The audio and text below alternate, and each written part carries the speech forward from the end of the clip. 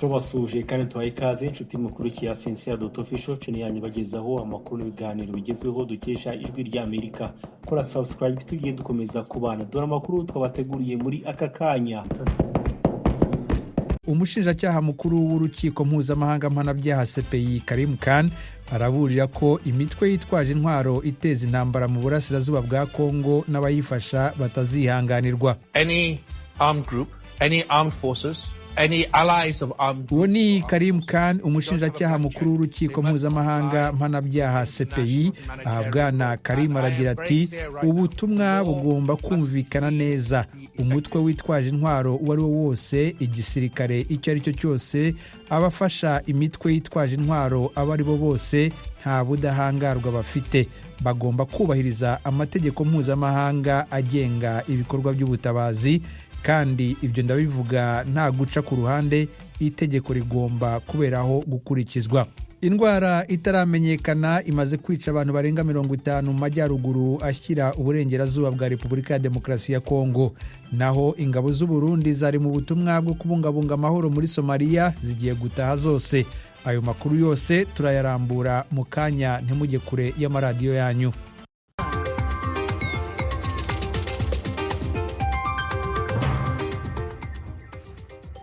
Duhere ku makuru avugwa hirya no hino ku isi. Indwara itaramenyekana imaze kwica abantu barenga 50 mu majyaruguru ashyira uburengerazuba bwa Repubulika ya Demokarasi ya Kongo. Fidel Niyongabo adufitiye inkuru irambuye. Ishirahamwe PNUD kuri uyu wa kabiri ryagabishije ko amadeni y'ibihugu bikenye kurusha ibindi ku isi yashitse ku rugero ruri hejuru cyane. Iryo shirahamwe ryavuze ko amafaranga ivyo bihugu bikoresha kugira birihe amadeni vyafashe agira ingaruka zikomeye ku migambi y'iterambere. Kubera ivyo ryatangaje ko amasezerano mashasha yerekeye korohereza amadeni ibihugu bikenye yohuza impande zose zirimwo n'abatanga amadeni bose akwiye gupfundikwa. Mu cegeranyo caryo ishirahamwe PNUD ryavuze ko kuriha inyungu ku madeni vyarenze ibice 10% vy'amafaranga amaleta y'ibihugu 56 biri mu nzira y'amajambere vyinjiza. Igitigiri c'ivyo bihugu ciyongeye hafi y'inshuro zibiri umuntu abigereranije no mu myaka 10 irangiye. Iryo shirahamwe ryasohoye ico cegeranyo mu gihe abashikiranganje bajejwe ikigega n'abayobozi b'amabanki makuru b'umugwi G20 ugizwe n'ibihugu biteye imbere n'ibiko biratera imbere mu butunzi kurusha ibindi ku isi batanguye inama mu gihugu ca Afrika y'Epfo. Kenya yohereje abarinda umutekano benshi ku mipaka yayo na Ethiopia nyuma y'igitero cyagabwe n'abagabo bitwaje intwaro, mucyo abayobozi basobanura nk'ubushyamirane bwambukiranya imipaka. Eugenia Mukankusi adufitiye inkuru irambuye. Minisitiri w'ubutegetsi bw'igihugu wa Kenya Kipchumba Murkomen yavuze ko guverinoma irimo gufatanya n'abayobozi ba Ethiopia gushakisha abaturage babuze. Abayobozi bavuga ko abo barobyi bo muri Ethiopia basakiranye na bagenzi babo bo muri Kenya mu ruzi rwa Omo kuwa gatandatu, kandi ko amato 15 yaburiwe irengero. Abo mu bwoko bwa Turkana bo muri Kenya n'abo mu bwoko bwa Dasanech bo muri Ethiopia bahuriye ku bikorwa by'ubukungu birimo iby'ubworozi n'iby'uburobyi. Ikibazo cy'amadeni mu bihugu bikiri mu nzira y'amajyambere kigeze ku rugero runini cyane. Ibi biravugwa n'ishami rya ONU ryita ku iterambere PNUD. Fidel Niyongabo aragarutse. Ishirahamwe PNUD kuri uyu wa kabiri ryagabishije ko amadeni y'ibihugu bikenye kurusha ibindi ku isi yashitse ku rugero ruri hejuru cyane. Iryo shirahamwe ryavuze ko amafaranga ivyo bihugu bikoresha kugira birihe amadeni vyafashe agira ingaruka zikomeye ku migambi y'iterambere. Kubera ivyo ryatangaje ko amasezerano mashasha yerekeye korohereza amadeni ibihugu bikenye yohuza impande zose zirimwo n'abatanga amadeni bose akwiye gupfundikwa. Mu cegeranyo caryo ishirahamwe PNUD ryavuze ko kuriha inyungu ku madeni vyarenze ibice 10% vy'amafaranga amaleta y'ibihugu 56 biri mu nzira y'amajambere vyinjiza. Igitigiri c'ivyo bihugu ciyongeye hafi y'inshuro zibiri umuntu abigereranije no mu myaka 10 irangiye. Iryo shirahamwe ryasohoye ico cegeranyo mu gihe abashikiranganje bajejwe ikigega n'abayobozi b'amabanki makuru b'umugwi G20 ugizwe n'ibihugu biteye imbere n'ibiko biratera imbere mu butunzi kurusha ibindi ku isi batanguye inama mu gihugu ca Afrika y'Epfo. Umuryango urengera uburenganzira bwa muntu Human Rights Watch urashinja ingabo zishyigikiye iz'igihugu cya Sudani igitero cyagabwe ku mudugudu aho cyahitanye abantu 26, imitungo igasahurwa. Eugenia Mukankusi niwe waduteguriye iyi nkuru. Umuryango Human Rights Watch uvuga ko ingabo za Sudani zakingiye kibaba abasirikare bazo bagabye igitero ku baturage zabigambiriye tariki ya 10 y'ukwezi kwa mbere muri leta ya Al Jazeera. mu mudugudu niho habaye isibaniro hagati y'ingabo za Sudani n'umutwe witwara gisirikare wa Rapid Support Forces RSF. ubwo bushyamirane bwakajije umurego muri ibi byumweru bishize. Ku rundi ruhande, umuryango w'abaganga batagira imipaka wahagaritse imirimo yawo yose mu nkambi ya Zamzam muri Sudani, ahaba abantu bagera ku 500,000 bagiye kuhashakira umutekano kubera intambara muri icyo gihugu.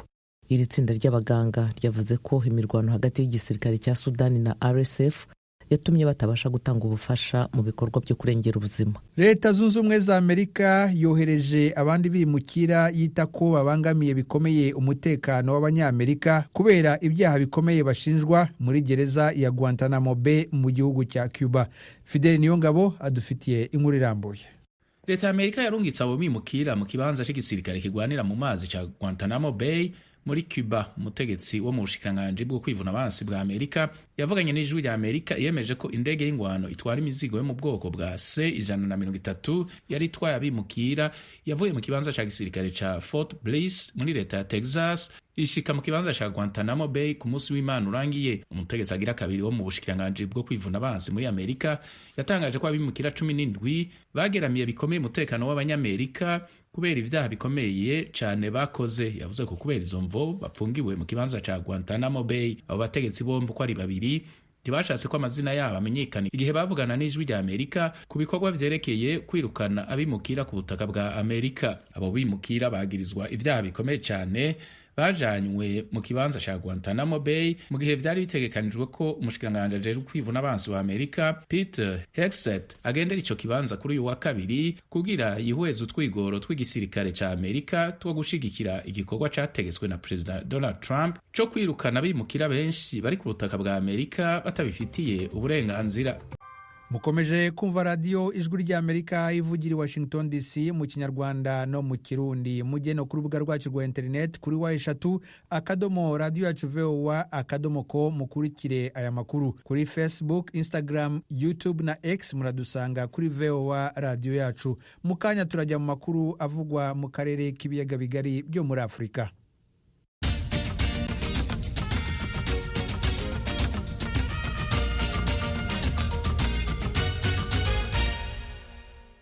Amakuru yo mu karere k'ibiyaga bigari. Ubwongereza bwasabye u Rwanda gukura ingabo zarwo ku butaka bwa Repubulika ya Demokarasi ya Kongo vuba na bwangu, bitaba ibyo bugafatira icyo gihugu ibihano.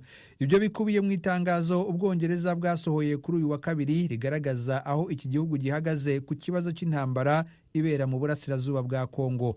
Umunyamakuru Venuste Nshimiyimana uri Londres mu Bwongereza adufitiye inkuru irambuye. Itangazo ryashyizwe ahagaragara na Minisiteri y'Ububanyi n'Amahanga y'Ubwongereza kuri uyu wa kabiri rirasaba ko imirwano ihagarara, imfashanyo ikagezwa ku bayikeneye, amategeko mpuzamahanga agenga ubutabazi akubahirizwa, gahunda nyafurika yo kugarura amahoro igatera intambwe yigaragara, kandi ingabo zose z'u Rwanda zikava ku butaka bwa Kongo. Mu gihe bitaragaragara ko hari intambwe yatewe kuri izo ngingo, Ubwongereza bwafashe ibyemezo birimo guhagarika kujya mu nama zo ku rwego rwo hejuru zateguwe na leta y'u Rwanda, kugabanya kwamamaza no guteza imbere ibikorwa by'ubucuruzi hagati y'Ubwongereza n'u Rwanda, kuba hahagaritswe inkunga yahabwaga leta y'u Rwanda binyuze mu butwererane uretse inkunga yatangwaga igenewe abakene nyakujya n'abantaho nikora.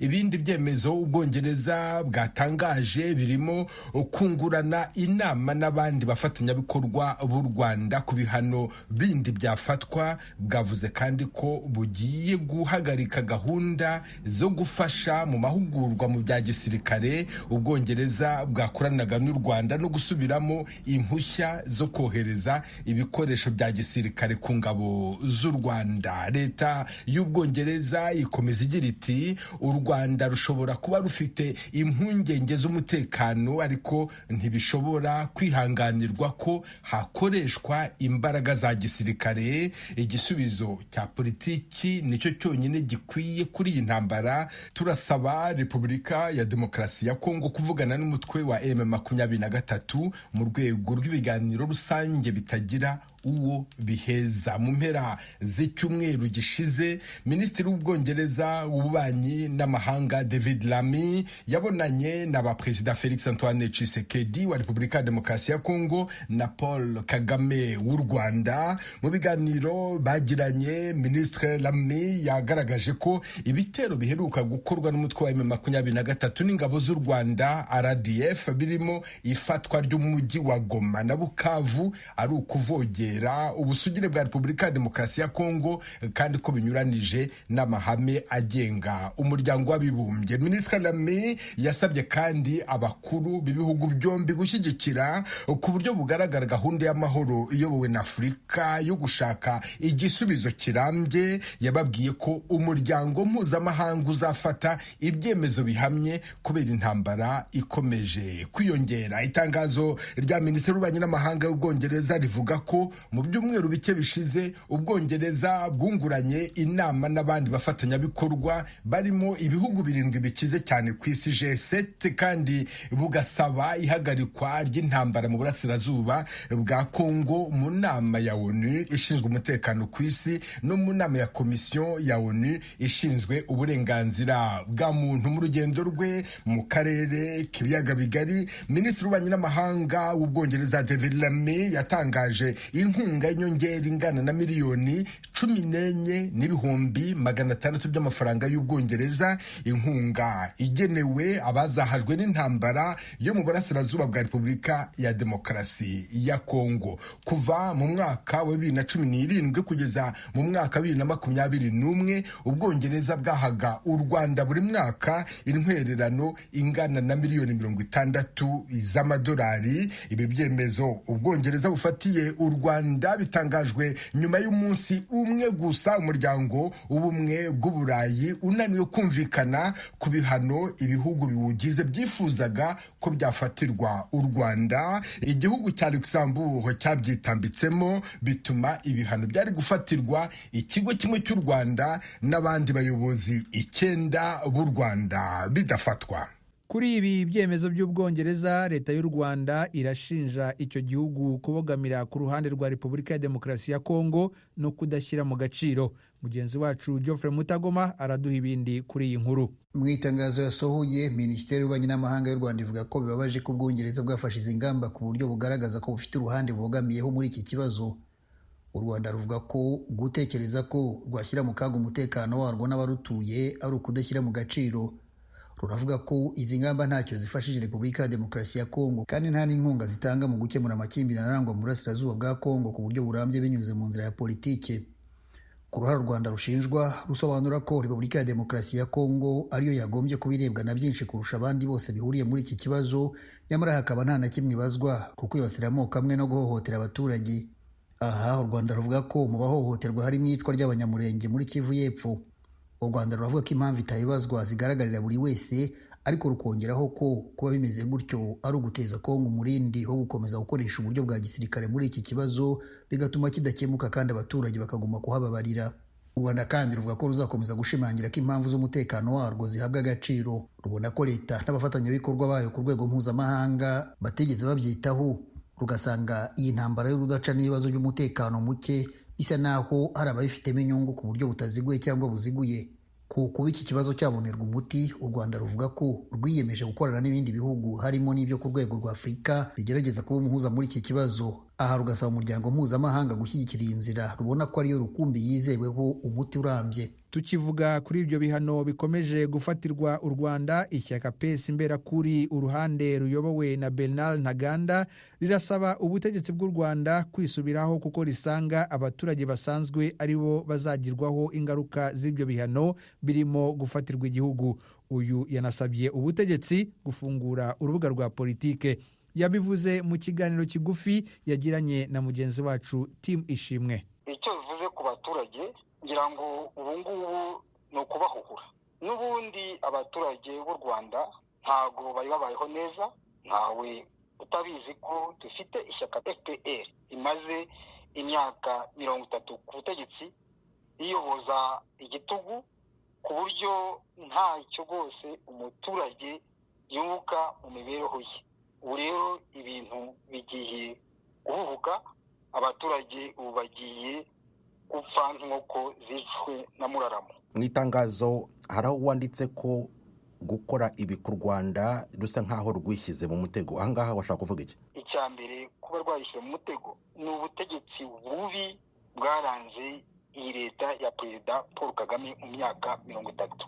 None se niba dufite igihugu kimaze imyaka 30 kidashobora kwemera amashyaka menshi, kidashobora kwemera ko abantu bagira ubwisanzure, icyo ikerekana umutego, byabaye nka umutego mutindi u Rwanda rwishyizemo. Icya kabiri ni ukuba u Rwanda rudafite abategetsi bashikamye, cyane cyane mu nzego zose, ahangaha turavuga muri diplomasi, bashobora kuvugira u Rwanda, bashobora kubwira Perezida Paul Kagame ibi ntabwo ari byo, ibi ni byo, mbese usanga imbere ye bamutinya. Kuba rero u Rwanda rutarigeze rwimakaza umuco wo kuganira, umuco wo kuvuga ibintu uko bimeze, niyo mpamvu iyo rugeze imbere y'amahanga, iyo rugeze imbere nk'abayobozi ba Kongo, usanga barya iminwa bakabura icyo bavuga. Ibi rero byabaye nka wa mutego mutindi ishyaka rya FPR ryasaye nk'aho niryo ryiteze umutego mutindi, noneho uyu mutego uri kwishukana. Ubu ngubu iri kuba biroroshye, ntabwo aribyo nifuriza u Rwanda, ariko ibintu bizaza nibyo bikomeye. Nk'ubu ngubu mu itangazo ryanjye nanarondoreye ibihugu n'imiryango yafatiye ibyemezo u Rwanda. Mu kanya tumaze kumva ko n'inshuti ya Gadasohoka ariyo igihugu cy'Ubwongereza nacyo kimaze gufata ibihano. Niba waruvuze ko u Rwanda rutemera amashyaka menshi, ubwo no kuvuga ko n'iryawe ritemewe, ibi uvuga byakwemerwa gute, byakwemerwa nande? Ibyo uvuga ni uko ari ukuri, kandi ukuri ntawe utakwemera. Nge ndavuga ibifatika, ibikorwa byende ku kuri. Ntago u Rwanda rwemera amashyaka menshi. Twiteguye gufatanya n'ababishaka, cyane cyane duhereye kuri Perezida Paul Kagame, ko dufite uburyo bwose dushobora kuvana u Rwanda muri iki gihirahiro rurimo. Ku muntu utumva neza ibya politiki, iyo igihugu nk'u Rwanda gifatiwe ibihano, nkawe Ntaganda utavuga rumwe n'ubutegetsi, n'abandi mubona ibintu kimwe, mwebwe mutavuga rumwe n'ubutegetsi, mu byungukiramo iki?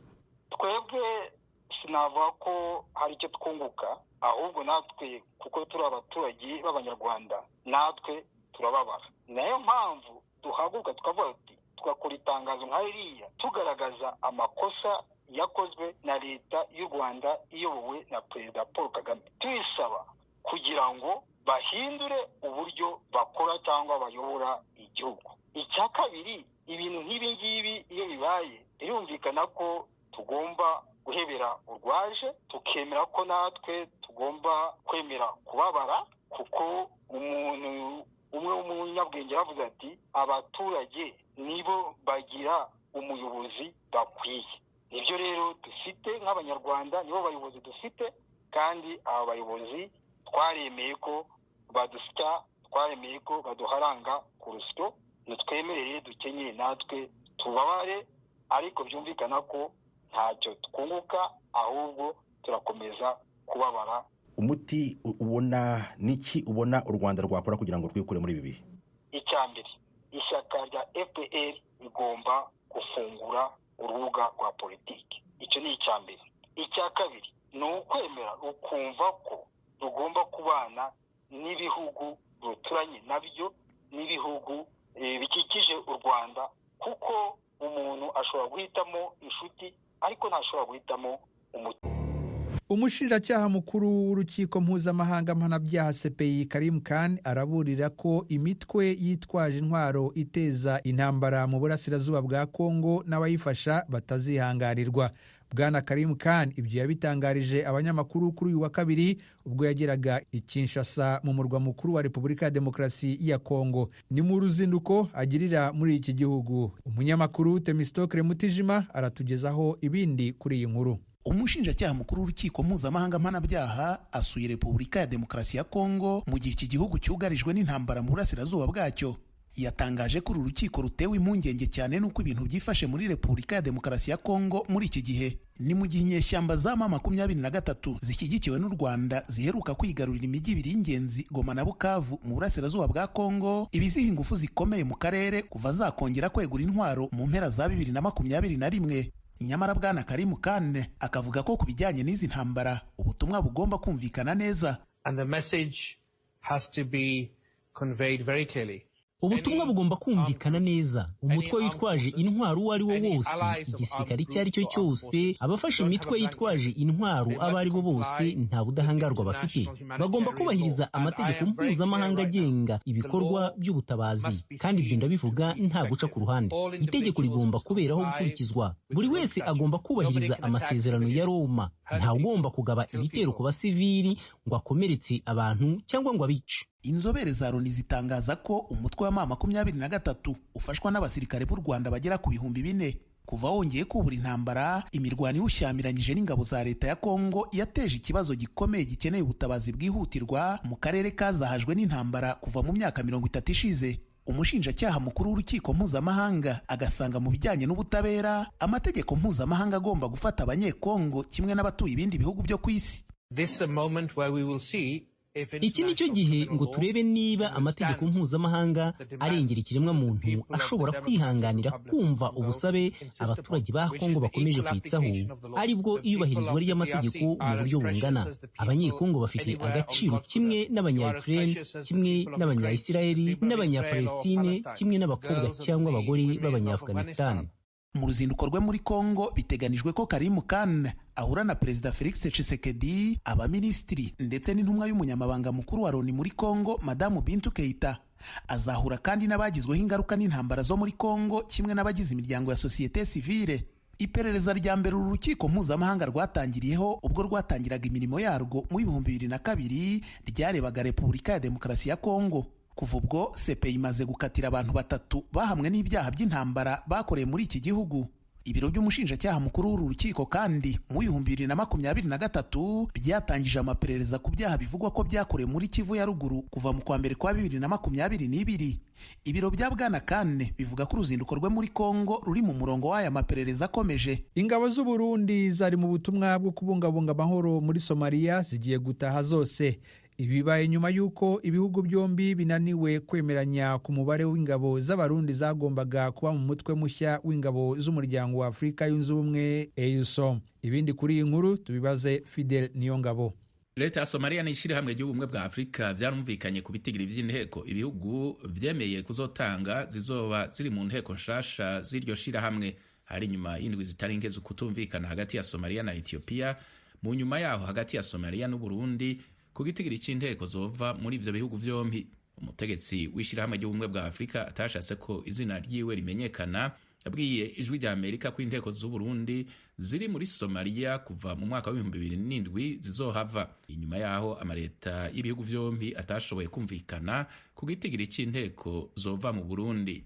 Amasezerano mashasha ategekanya abasirikare 4,500 baturutse muri Uganda, 2,500 muri Ethiopia, 1,520 muri Djibouti, 1,410 muri Kenya, n'1,091 mu gihugu ca Misiri. Hari kandi abapolisi 100 bazova muri Nigeria, Sierra Leone na Misiri. Bazoba bari ku mugwa mukuru wa Somalia Mogadisho no mu bisagara vya Jowhar na Baidoa. Mu kiringo c'amezi atari make, Somalia na Ethiopia ntivyumvikanye ku vy'uko Ethiopia yogira uruhara mu nteko z'ishirahamwe ry'ubumwe bwa Afurika. Hari nyuma y'uko imigenderanire hagati y'ivyo bihugu vyombi itosekaye bivuye ku masezerano Ethiopia yagiranye n'intara ya Somaliland yiyongoye kuri Somalia. Ayo masezerano yaha uburenganzira Ethiopia bwo gushobora gushika ku ibahari y'Abahindi. Muri iyi ndwi abategetsi ba Somalia na Ethiopia barateye igikumu ku masezerano arekurira inteko za Ethiopia kugira uruhara mu nteko nshasha z'ishirahamwe ry'ubumwe bwa Afurika zizokorera muri Somalia.